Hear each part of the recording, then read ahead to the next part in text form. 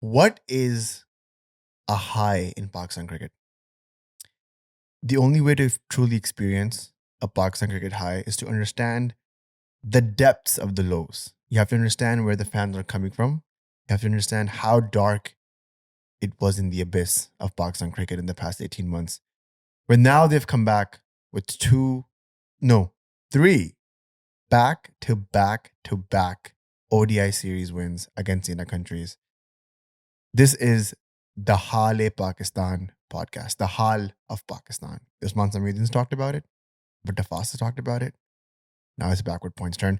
Thank you very much for tuning in. My name is Nazar Sayed. You're listening to Backward Point. With me, as always, is my brother and co-host, Bashar Sayed. When you said the high of Pakistan cricket, I was thinking of the Urdu high.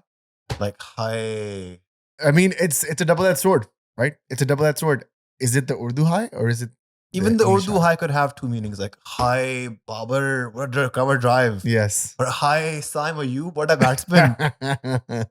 Or it's like high, another catch drop. When will they learn?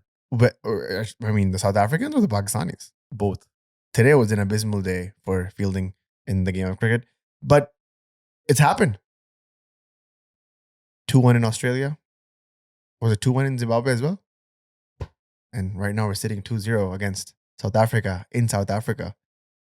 Pakistan, the only Asian team to win 3 ODI series in South Africa under Riz-Bar's captaincy in 2013, under Babar's captaincy in 2021, and now under Rizwan's captaincy in 2024. I feel so lucky and privileged to have witnessed all 3 series. 2013 series, famously, one of the games was brought back by Saeed Ajmal and Junaid Khan, OGs of the game. Can you give me because I do not remember the 2013 series at all. Give me a refresher. What happened? Pakistan won 2-0, 3-2? What was it? Imran Farhat was opening. There we go. The good old times. From Imran Farhat to Saim Ayub, Pakistan cricket has evolved. That itself is a journey. That is a telling journey right there. From 2013 to 2024, from Farhat to Saim Ayub, Pakistan journey is something. Pakistan cricket is something else now. But Ahmed Shahzad and Abdullah Shafique, Same vibes. similarities are there, guys. How do we reconcile that? Rizwan becomes the only captain from Pakistan to win an ODI series in Australia and South Africa. Back to back. Like, this is insane stuff. How does Pakistan go from losing to the USA in the T20 World Cup, getting out of the first round, to finishing the year off by winning 2-1 against England at home after being 1-0 down, and then beating Australia in Australia 2-1 In an ODI series. and then now beating South Africa in South Africa 2-0. Third game is still there, guys. And Mr. Nazar Bhai here said that Pakistan should play their B team in the third match. Give youngsters a chance. That's what I said. This is how we have evolved. And we're talking about giving our main players rest for the third match because we have won the series in South Africa. What? I would like to take you back to the last podcast, the previous podcast, and I implore everybody to check it out because I think we went in depth with our love of Saim Ayub, and maybe we can echo those sentiments again because I would love to talk about Saim. But in that, I think near the end of that podcast, I said, well, Pakistan has set themselves up for a 3-0 sweep. And you looked at me like I was a crazy man. Do you want to explain yourself now? Well, I think 3-0 is still an uphill task, but 2-0 is a great result. In the last few years, I have become a cynic. I've become nihilistic when it comes to Pakistan cricket. I've become very negative. I try to keep my hopes low, extremely low. I always watch matches thinking Pakistan will lose. And when they win, when they perform well, I'm suddenly hit with this wave of happiness and shock, which enhances my cricket experience. So that has been my mindset the past few years. The Hale-Pakistan that I was talking about. Anybody who wants to ever ask how loyal I am, I always tell them that I support Pakistan for the past 23 years of my life, or ever since I was born. And I have stuck with supporting Pakistan my whole life. And here we are. Still backing this team. Bleeding green. Bleeding green so much that I think, blending in with the background. I don't know if I am, but I'm wearing a Pakistan cricket sweatshirt. The star on my heart. Speaking of Ahmed Shahzad, we did talk about him in openers. Second ODI in that famous 2013 series. Shahzad scored a century. 102 off 112. Man of the match. Thoughts about that? No comments. Is this the same series, Bashar, where Shaheen Afridi hit that 6 against was it Morning Morkel? No, it was Ryan McLaren. Yeah, was it the same series? I think so. Yes, I think it was a pink. I just want to double check this because Yeah. I just want to double check. Right, Afridi this. scored 88 off. Was it 57 balls? I don't think it was the same series, Bashar. No. No, I think it was a different series because I believe the first ODI was in the Cape Town. Shaheen Afridi hit 26 off 23. I'm pretty sure it's the same series. Who did he hit it against? Ryan McLaren. Ryan McLaren did not play that game. Second ODI. I just want to double check this because I This is the same series where Anwar Ali and all right. So Bilal Ryan McLaren played the second ODI, but Afridi only scored 11 off 13. So I believe there has to be some other series. Maybe I'm tripping. I don't know. Maybe I'm tripping as well. What's the third match then? The third match, Afridi didn't even play the third match. It was a B team. It was a Pakistan B team. The third match did not include. It was Umar Amin and Ahmed Shahzad opening. Abdullah Shafique, Sohaib Maqsood, Misbah, Umar Akmal, Bilal Bhatti, Anwar Ali, Abdur Rahman, Suhail Tanvir, and Saeed Ajmal. No Afridi in that game. Okay. No, but this is the same series where Anwar Ali and Bilal Bhatti made their debut. And they scored runs and they took wickets as well. And then the second time that Pakistan won a series against South Africa was Babar Azam's first stunt as a Pakistan captain in South Africa. They won that series 2-1. I believe one of the games Babar scored a century. I think this is the same series where Fakhar Zaman scored 190. This was the one with the infamous run out. Correct. Where he could have scored 200 on a winning cause. He could have probably chased it down. And that was the infamous not out, run out where, now I believe that's illegal. You can't do that. Yeah. But what a time. We've come from the depths of those innings, 10 years apart, to getting 2 back-to-back away wins against South Africa. Is there a shift in the Pakistan camp, or are we just getting lucky? I'm still trying to stay low. I'm still trying to keep my expectations low, but I'm very ecstatic. I'm very happy. And I think one of us was very tired to do a podcast tonight. I'm extremely exhausted. One of us. I didn't say any names. It is 11:45. It's been a long day. I've been up for 14 straight hours. And I wanted to back off. And Bashar was like, Bashar, we can't. The day is so pristine. The emotions are so high. And honestly, I feel it too. I was watching the game just like everybody else, that you convinced me. I'm sitting here. And if the energy is a little bit low, I apologize. But the vibes are immaculate. I am totally ecstatic. We haven't even gotten to the game yet. And I just feel like there's like like you're saying, happiness is being washed over me. This year has been so tiring as a Pakistan cricket fan that I just feel relaxed. I probably feel like how Babar Azam felt after he hit his 50. He looked up to the sky, even though it was a 73 ball 50. Looked up to the sky and he was like, thank you. And that's kind of how I feel right now. I'm just so like elated, kind of like feeling like I'm a little bit on cloud number 9. I feel like there's a halo around me. There's a glow. I don't know what it is, man. You feel like you could be an angel right now. Am I dead? I don't know. But Pakistan is 2-0 up in a series against South Africa at home. So I feel the same way about Yashi Sports. Boom. When I walk into Yashi Sports, I feel I'm at home. The home of cricket in Canada. There is this warm, cozy feeling that overtakes me. Zurgham is there to receive you. Zurgham is there. Nasir Uncle is there. And then you tell them, guys, looking for some equipment. You will find a tailored solution. Expert advice. You cannot find this in every cricket store except for Yashi Sports. And then you go there and you whisper in Zurgham's ear, you say, PP10. 10% off your purchase. 10% off. I repeat, we are in the peak holiday season. If you are a cricket player in Canada, you want equipment, bats, pads, helmets, Yashi Sports has it all. Free shipping on orders over $350. And trust me, when you buy a few bats, a few pads, a helmet or two, it racks up. Support Yashi Sports, support Backward Point. Let's get this partnership started. Can we start with this negative a little bit? Because there's few and far between. I think just in all, this Pakistan ODI series win has been probably the most dominant Pakistan has been in a very long time. The first ODI was a classic 2009 Pakistan versus South Africa ODI. You know what I'm talking about? Like a low scoring thriller. You get one of the major players, one of the main all-rounders in Pakistan, maybe Abdul Razak back in 2009. This year, it was Salman Ali Agha. He comes out, plays a knock, match-winning knock. Boom. Love to see it. Second ODI. What the hell? Pakistan scores 330. There's 4 batsmen that have scored almost 50 runs, or three batsmen that scored 50 runs. Because Kamran, Ghulam, KG comes out, scores at over 200 strike rate. Pakistan are 330 for 9. What is happening? I think on this podcast, you have mentioned many times that Kamran Ghulam is knocking. He's here. He has arrived. He's arrived. He has landed. He has made his stamp in test matches and now in ODIs.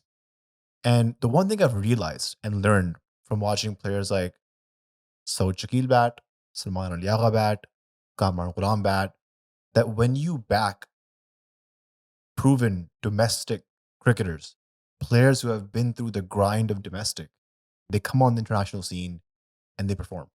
That's the one thing we've learned throughout these past few years. And we've been critical of the domestic setup as well. We're not saying it's a perfect setup. We're not saying that there aren't flaws, but there is something to the rigor of domestic setup in Pakistan where it pushes you to the limits. And it's the best thing that Pakistan cricket has right now to prepare a batsman or a bowler for the international level. And we've seen it time and time again. We've seen it with domestic players like Khurram Shahzad and who's the Karachi bowler again? I forget. Mir Hamza. Mir Hamza. Thank you. Again, it's late. My brain's fried. But Khurram Shahzad, Mir Hamza, product of domestic, they proved themselves in the test matches. Same thing with batsmen. KG, product of domestic, proved himself in the test matches, and now he's making a name for himself in the ODIs. Did you know that he had that gear to him? Because even in the post-match press conference, Rizwan was like, I didn't know that KG could do that. I don't think anybody did. I don't think KG knew. But to the point where, when you back domestic performers, backing domestic performers is like hiring somebody who has a university degree. He's been through the 4 years of university, going through courses, projects, and then fast-tracking somebody and giving somebody an opportunity from the PSL is like hiring somebody who has a certification off of Coursera. No offense to Coursera certifications. Sponsor of the podcast. But, I think it's more safe to hire somebody with a degree. Sure. That's what I'm trying to say. But yeah, back to Kamran Ghulam's innings. I think that was the game-changing knock. I had no idea he had that gear in him. We saw him in the PSL playing for Lahore Qalandars. But even in the PSL, we've never seen him bat this dominantly. What do you think changed? He was batting, not only was it a dominant batting performance, it was clean hitting. Something we haven't seen from Pakistan in a very long time. I think what changed was clarity in his role. When he came to bat, I think there were not a lot of overs left. So he knew, simple game plan, he has to go there, attack, up the scoring rate, and just the shots he hit, clean hitting, down the track to Shamsi, one-handed six, pull length deliveries. I think nobody was expecting him to play such a knock. And honestly, you were asking me towards the end of the second innings, like, who is the man of the match? Is it Babar? Is it Rizwan? Is it Shaheen?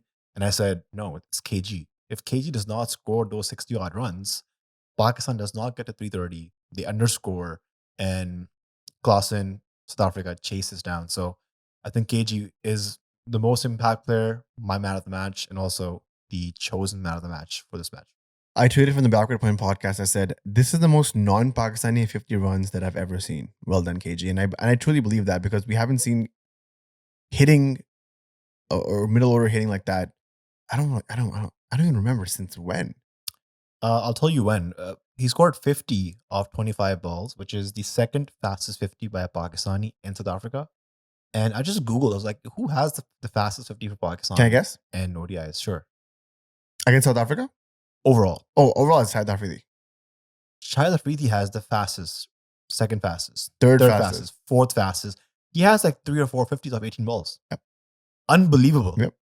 Like sometimes I miss the days in the 2000s where Pakistan would be like 240 overs or like 45 overs. And the last 5 to 7 overs, it's like Afridi and Razak going after it. Oh, yeah. Just going ballistic. Beauty days, bro. You're just taking me back in like some really pure core memories of establishing myself as a Pakistan cricket fan. It was even better. Like, do you remember that 2010 Asia Cup? Yeah. But Afridi just had like 2 back-to-back centuries in that World Cup, in the Asia Cup. That's what I miss. 60 ball 100, 50 ball 100 by Afridi. Long hair, light green shirt. Oh my God. I think this podcast is skewing away to like our fantasies again. But I'm just saying, like, that was the standard set. KG kind of lived up to that, even though he was not supposed to live up to those expectations at all. He was not supposed to be in the conversation of Shaheen Afridi with 3 18-ball half centuries. But yet here he is smashing Janssen and Mafaka and all these bowlers all across the park, clean hitting those deliveries, eye on the ball, middle of the bat. Timing was so immaculate. He was pulling the ball great. He was covering the ball great. It was just like, I did not know that this gear was in him. And that really took the pressure off of Irfan Niazi, who was kind of struggling as well. But that's what happens when a batsman is in such good touch, that he can take the pressure off of the other batsmen. That's what Saim Ayub did in the previous ODI. That's what KG did in this one. It was beautiful to see, and I'm glad that other players are stepping up. This was a match where you saw Babar finally getting back in the runs. Good runs, maybe not in the quickest way possible, but those were good runs. Rizwan was back in the runs.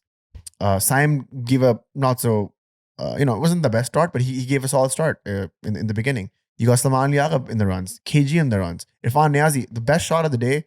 KG had some good ones. Saim had some good ones. Babar was back and forth. I told you this when we were watching the match live. This is the best shot of the day.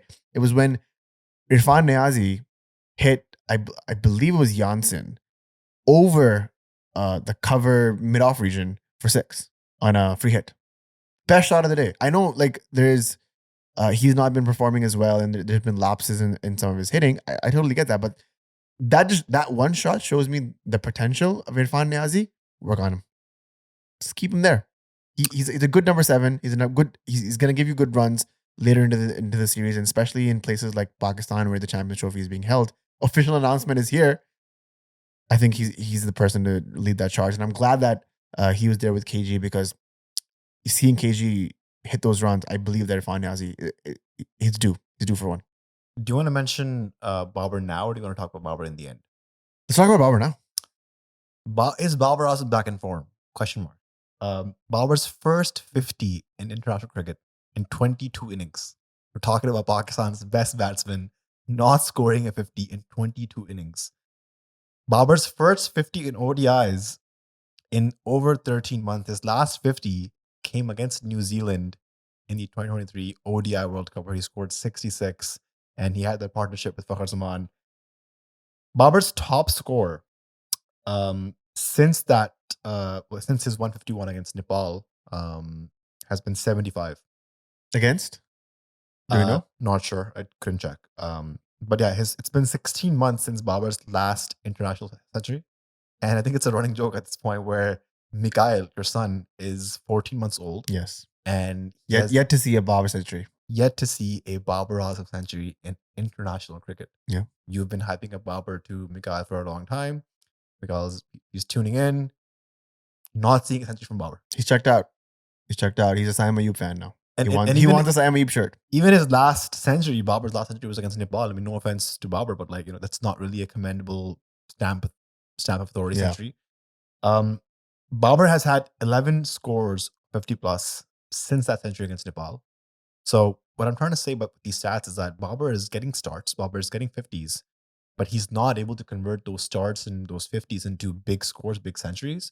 And I think Babar Azam in the last few years, he has solidified himself as Pakistan's best batsman, and we have high expectations from him. Like even today, when he got to 50 plus, I'm like, okay, this is the time Babar Azam just capitalizes on his start and scores a big 100, impactful 100 for Pakistan. Unfortunately, not the case. And even his 50 today, I thought was pretty slow. Scored 73 off 95 balls, 76.84 strike rate, 7 boundaries. And there was this period in the middle where Rizwan and Babar were batting together, and they just plummeted the run rate. They were going around 3 to 4 and over, which was just shocking to me. At one point, it got me flashbacks to the Babar Rizwan partnership against India in the 2023 ODI World Cup. Horrible flashbacks, by the way. So I wanted to just break down Babar's innings and the Pakistan innings in general. While batting with Saim, Babar and Saim had a partnership 48 of 53 balls. In that partnership, Babar made 21 of 24 balls, strike rate of 89. Saim made 20 of 29 balls, strike rate of 69. So what I feel like is when Babar is batting with players like Saim Ayub or Fakhar Zaman or Muhammad Haris or guys who play at high strike rates, I think Babar is a lot more comfortable. he can then also play his own shots. But while batting with Rizwan, they had a partnership of 115 and 142 balls, 23 plus overs these guys batted together. Babar made 52 off 71 in that partnership. Strike rate is 73. So his strike rate fell from 88 with Saim to 73 with Rizwan. And then Rizwan made 60 off 71. Strike rate of 85. I feel like Babar and Rizwan batting at 3 and 4, it's very similar to them opening in T20Is, where when they're batting together, it's that same anchor mindset. For example, today, Babar and Rizwan together combined, they played 177 balls. That's nearly 30 overs. That's 60% of the entire innings. And their scoring rate was below par. You know, if it wasn't for the cameos by Salman Agha and the blistering knock by Kamran Ghulam and the final cameos by Irfan Niazi, Shaheen Afridi, and even Haris Rauf Abrar, Pakistan would have been 30 to 40 runs short. And Pakistan would not have been able to defend the score. So I think there needs to be some reconsideration on Pakistan's batting lineup. I'm not sure having 3 and 4 Babar Rizwan back to back is the best option here. Can I push back on that a little bit?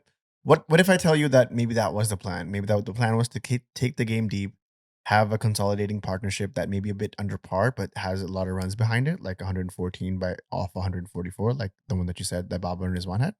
And maybe the consideration was that maybe if you take it to the 35th over and you're around 200, then in the last 15, we can score 150, 130 runs. And when you go over 10 or 15 and over, especially in the last 5, we can probably, we can probably reach the milestone that we wanted to reach. Now, I do want to tell you that the score that Pakistan was at with 328 or was the highest score on that ground on a day and night match when a team was batting first. So they were way above par when it comes to just that ground. But what if I tell you that was the game plan? It was executed perfectly. Does that change your opinion on the innings? I think what you just described to me is 90s ODI cricket. Yeah, it's classic 90s. But I'm telling you that it worked. What about that? This is the same argument that people used to make when Rizwan Babar used to open in T20Is, that they consolidate, they see off the new ball, and then we have players like Asif Ali, Haider Ali to finish off in the end. And we realized over time that this style of play is not sustainable. I'll tell you one thing. In ODIs, there are 3 power plays. Power play number 1, overs 1 to 10, only 2 fielders outside. Power play number 2, overs 11 to 40, 5 fielders inside. So when there's 5 fielders inside, there's always a boundary scoring opportunity. So that means there's 4 fielders outside. There's 4 fielders outside. So what I mean by that is that if Babar and Rizwan have a wide range of strokes, shots, they can then be able to manipulate the field. If they have sweep shots, if they have reverse sweep shots, if they can come down the track and hit them over mid-off, over long on, take some risks. That is what's needed in the middle overs. Can I push back again? Go for it. Babar Azam is coming off of probably one of the worst runs in international cricket that he's had ever in his career.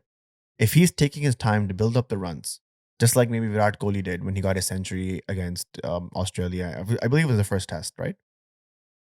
Right now? Yeah. That was a pretty quick century by I'm just saying the fact that he got a century, it was after a very long time. He was going through a drought in test matches. He was at 20-25 average in the past 2 years. He took his time. The captain gave him the surety. He got a century. He came back into the runs. If that's the mindset that Babar Azam, maybe Rizwan is also having, take your time, Bob. Take your time, Bobsy. You need good runs from you, because if you start peaking now, then you peak at the right time for the Champions Trophy, and we need you for the Champions Trophy. You're our number 3. You're the backbone of this batting lineup. Maybe at the end of the day, this is just a bilateral ODI, which will help Babar Azam get back into his runs. Does that give you enough confidence in this decision, or are you still anti? I think that was what happened. Babar scored 50 off 73 balls. And just a relief on Babar's face when he got 50. Like I said, first 50 in 22 innings, huge deal. The next 23 he scored off of 23 deliveries. So exactly. So what I'm trying to say is that once he got to his 50, he also came down the track to Shamsi, hit him for a 4 between mid-off and cover. So he played a lot more freely once he got to his 50. And I guess what pissed me off was the way he got out. Like, how many times will I see Babar Azam get caught out mid-wicket? That was such a short delivery. He could have just hit that in the air over the fielder. He could hit anywhere he wanted. An That's inch or two right, left of the fielder, that's a boundary. that's what's annoying about this knock is that it looked like he was just starting to build it up, and that's like typical Babar Azam. He'll take maybe his time to get to his 50, but the next 50 runs come off of like half those deliveries, right? And we were seeing Babar sort of step it up, push or start a new gear. The same thing with Mohammad Rizwan. At the end of the day, Mohammad Rizwan finished with 97 strike rate, but he was quite slow in the beginning as well. And Babar's never really got a time to catch up from that, 73 runs off 95 balls. I would have loved 100 off 120 balls, right? 110 balls. And that was just the difference right here. I feel like Babar, as soon as he was about to get going, just cracked him mid wicket, like it says on the ESPN Cricket Info thing. And how many times am I going to read that? As a Babar Azam fan, as someone who wishes him well for the sake of Pakistan cricket, it's a little bit annoying. But the silver lining in all of this is that Babar is back in the runs, scored a good 70. It wasn't a match-winning 70, but it was enough to propel Pakistan into a position where Pakistan was able to score 328. And if this is just the start of another wave of the Babar renaissance, I'm all for it. Pakistan scored 36 runs between overs 10 to 20 at a run rate of 3.6. This was the phase where Babar Rizwan slowed down. And in the last 12 overs, Pakistan scored 128 runs, I believe. So what I'm trying to say is that this model is not sustainable. Every day you will not have KG coming up and scoring 60 off 30 balls. Just not sustainable. So long run, Pakistan needs to rethink what their middle over strategy is. I also feel like Pakistan could use a solid left-handed player in the middle overs. Like once you get to the Champions Trophy, you will have left arm spinners, you will have leg spinners, and just having a left-handed player in the middle order will be really nice. Maybe, I don't know, Sauchiki or like somebody find where Haris Sohail is. The biggest mystery in Pakistan cricket the past few years. Like the third wicket partnership, the 50 came in 85 deliveries. That's not okay. Not in ODI cricket. It wasn't even like there was a collapse. It was just they were just 2 down, and it felt like they were batting like they were, 6 down for 60. But I'm glad that we're talking about it. We're not wishy-washy over the win. The win was great. The series win is excellent. I hope they go 3-0 up the series, but these are also very important things to talk about because you cannot let the win disguise or mask all the faults that might have been there if this game had turned the other way. The next part of this podcast, we're going to talk about Shaheen Afridi. His first spell. Is he back in form? 4 overs, no wickets for 29. But his second spell, he comes back, takes 4 crucial wickets. It's a combination of him bowling really well. It's him extracting the reverse swing. It's him bowling good lines and lengths. And also, a very key factor was Mohammad Rizwan's captaincy, his DRS decisions, and him trusting the fielders around him when they were giving him advice. I think Mohammad Rizwan's DRS decisions in this series have been amazing. His captaincy has been great. It's been a breath of fresh air. We've said this many times. And just the 2 decisions that he took for the DRS in this ODI, absolute genius calls. I don't see anybody else in boxing cricket making those calls. And I'm bold calls. Bold calls. Because from the naked eye, both of those look not out. And that's what the umpire gave as well. And the one with Abrar against Markram. I would not have gone for that. There's so much risk of him maybe gloving it, maybe him hitting the bat, maybe him being outside of the line because he moves so much. Yeah, like there's so many variations that were on par. He listened to the fielders, he listened to the bowlers.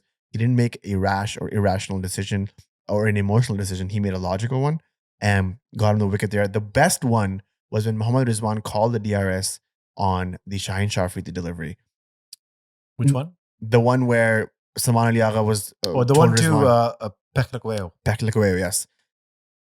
No way naked eye could have caught that. And the fact that Salman Ali Agha, again, the utility of this person, standing at cover, he's like, boot pere lagai, hit the boot first. It was a very bad pere lagai moment from Shadab Khan, but those were like obviously higher stakes. He does have the Islamabad United blood. There we go. They know DRS very well, Islamabad United boys. Rizwan was like, yeah, if this is boot, this is out. Right? And you could see the jubilation and the celebration from Shaheen because I don't think Shaheen was really all that convinced. He was mourning over the fact that he dropped the catch, which was a straight up, aloft. He should have been caught, but that's fine. He took that decision from Salman Ali Agha. He took onus over it because if it was bat first, they had lost the review. It wasn't even umpire's call. It was gone. The only review we had left.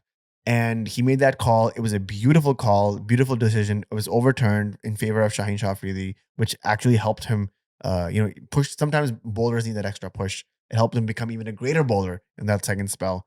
And it all goes back to the great captaincy that we've been seeing from Rizwan. It's a breath of fresh air in Pakistan cricket. I think Usman Samiri mentioned this, that he is the most aware captain behind the stumps that Pakistan has had in a while. He knows exactly what's going on all around the game. And one thing that he was known for in his pre-captaincy days was just taking horrible DRS decisions. And I think that's an evolution that we've seen in Rizwan's captaincy. So kudos to him. Rizwan, great captaincy calls. I think we have to talk about that Shaheen Afridi bowled to Mark Jansen. That was vintage Shaheen Afridi. Like, that is the Shaheen Afridi you saw in the 2019 ODI World Cup, where Afridi was coming in, second spell, reverse swing, Yorkers, just on point. And then Shaheen's aggression once he got that wicket, it just showed me that he wants this really bad. He's out there to prove a point. He's been through a lot the past 12 months with, being captain, losing captaincy, behind the scenes stuff, NOC battles with the PCB, and finally to be here in this position where he can bowl great spells of reverse swing. I noticed one thing where when he saw there was reverse swing on offer, he was going wide of the crease and he was angling his wrist in. Typically, he bowls outswing to a left-hand batsman, and so his wrist is cocked. But when he's bowling these reverse swing deliveries, he's like flicking the ball in and getting considerable movement. So you can always rely on a left arm quick from Pakistan to extract any reverse swing there is out there. The delivery that we were talking about previously, where Pelakwayo's where the ball hit his boot, massive reverse swing there. You could see the ball actually moving in the air towards his boot, and it's a fraction of a second, and that's all you need to get them. It's almost like revenge for that hardest throw LBW in the 2023 ODI World Cup, the one that was umpire's call, and Pakistan loses the match. Wow, don't remind one of me the most traumatic matches if you're a Pakistani fan. And it goes even deeper into that if you understand the context of what was going on behind the scenes.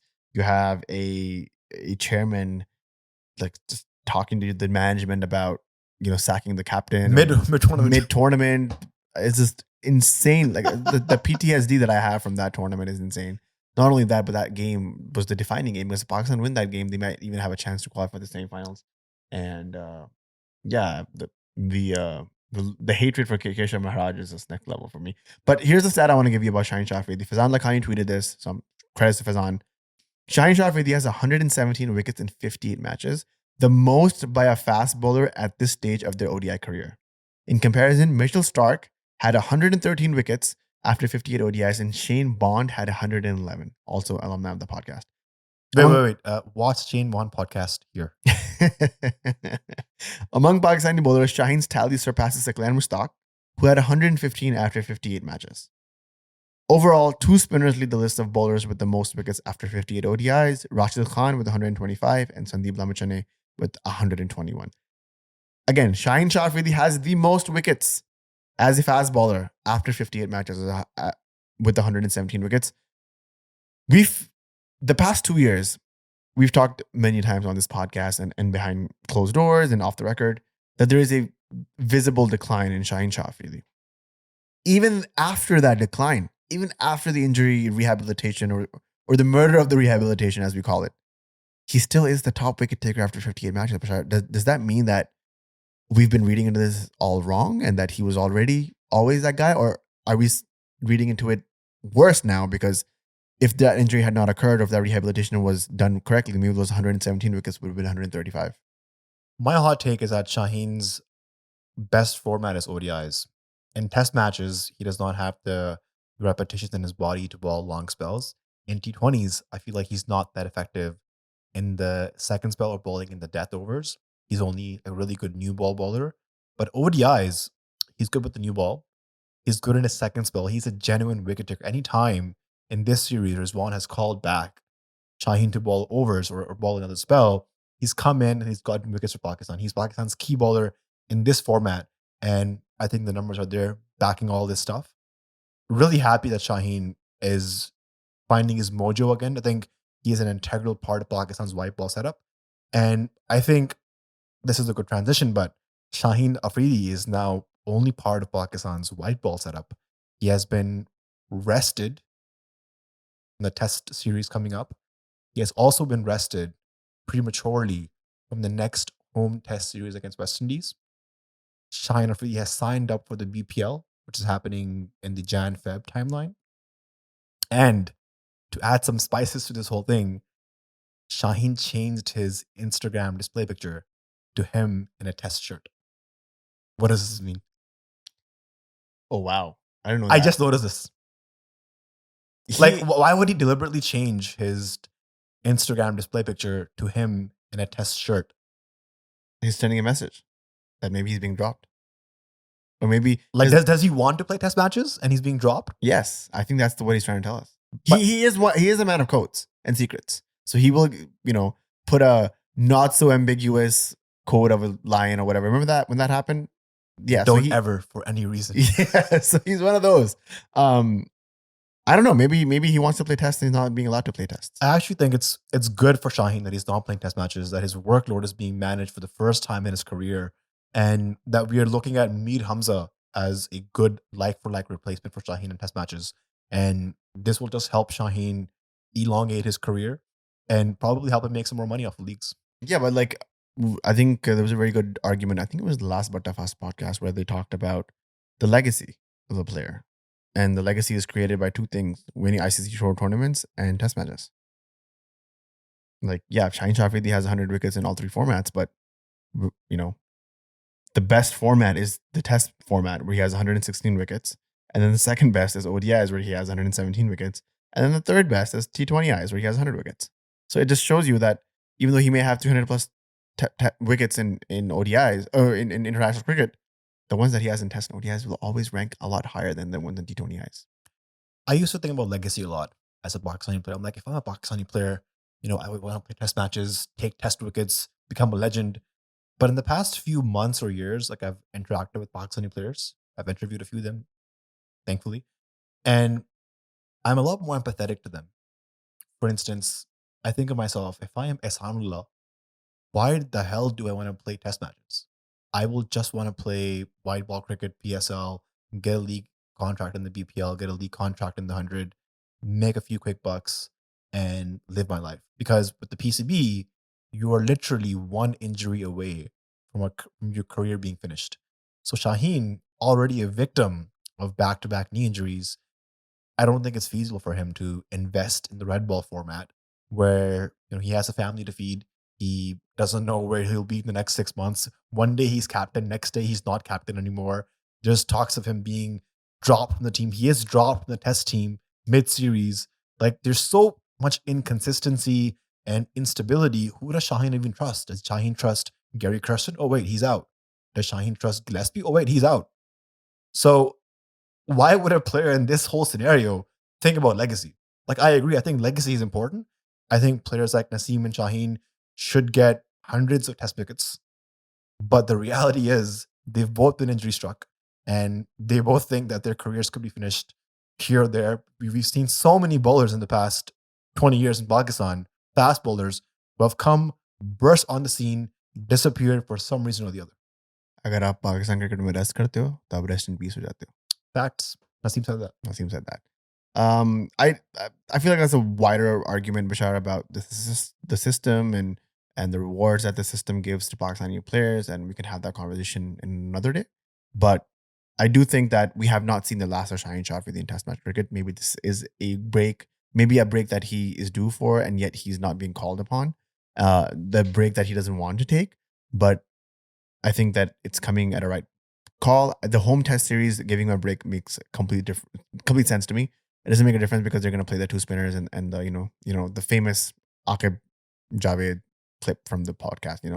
Dry karo dono wicket se, turn karo, brush maro, whatever he said, whatever that was, whatever he said, that's going to happen. So Shaheen Afridi I wouldn't be surprised when Naseem sits that test series out. I think closing thoughts, just I know you're tired, but I think this Pakistan ODI team has a lot more potential. Imagine if Abdullah Shafique comes back into form. He's had back-to-back. We didn't talk about Abdullah Shafique. Yeah. I wanted to start with that, but let's give him a couple of minutes. Back-to-back ducks. First ODI gets bowled on the inside edge of the bat. Bat pad gap gets bowled. This time the ball going across that nipped away from him. Bat hung out there. edge to keeper. And there was still a gap between bat and pad. There was still a inside gap. edge. Like if the ball came back and he was bowled, He was gone. So like clearly there's something going on with him, tactile wise, where he's not.